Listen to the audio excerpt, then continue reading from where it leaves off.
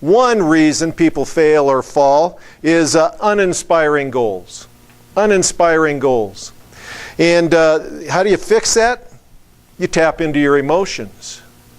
Think about why people buy things. People do not buy things typically because of their head knowledge. They buy things based on their emotions. And when you're trying to sell yourself on one of your own goals, you also need to sell yourself on emotions. So that's why I think it's so important to have clear and exciting goals that will help you be very specific in how you approach that. Number 2 reason people fail or fall is the fear of failure. The fear of failure. The fix, I think it's to be a realistic optimist, as we talked about earlier this morning, to be a realistic optimist. I mentioned earlier my wife got chronically ill in her early 30s. And we found out very quickly that we didn't know how to handle that very well at all. Chronic illness is not just an individual's problem, it's a family issue. But one of the ways I was realistically optimistic about that was I ended up finding out there's no books on the market to help people like me. So I wrote a book. If you go to Amazon.com today and type in my name or Beyond Chaos, you'll see that book. And through that difficult time in our lives, it actually created a chance for me to travel all over the world. Now Sherry's feeling better. She and I travel all over the country giving presentations and helping people. So third reason people fail or fall, the fear of success. Fear of success. The fix, focus on the good and the bad. Some people just say, oh man, if I'm really successful, then my humble family, my humble parents are going to think I'm a creep or whatever. Or I'm going to be asked things that I don't really want to do.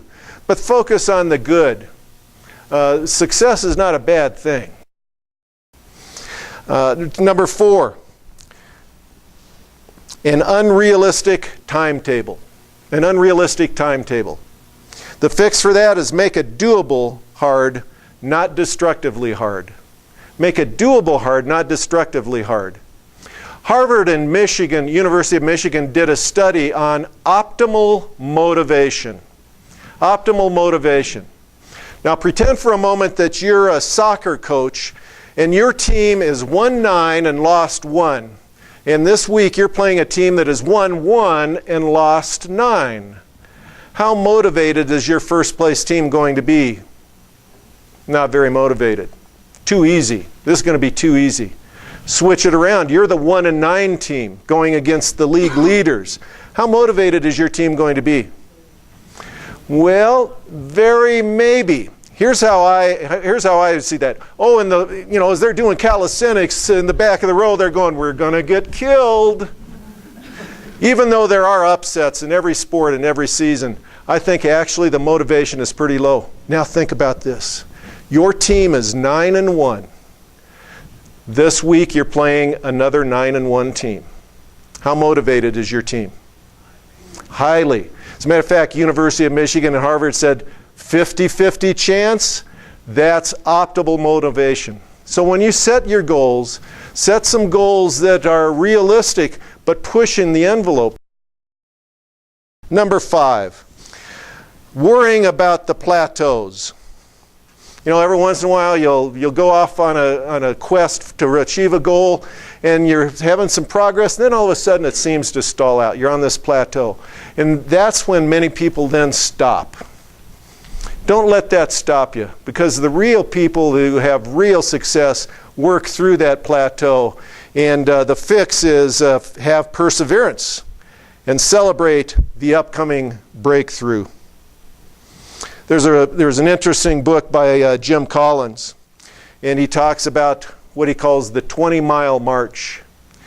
And the 20-mile march is when you have the ability to set your sights on a long destination. But you're not just waiting till the mood hits you, the muse hits you, but every day you're marching forward 20 miles.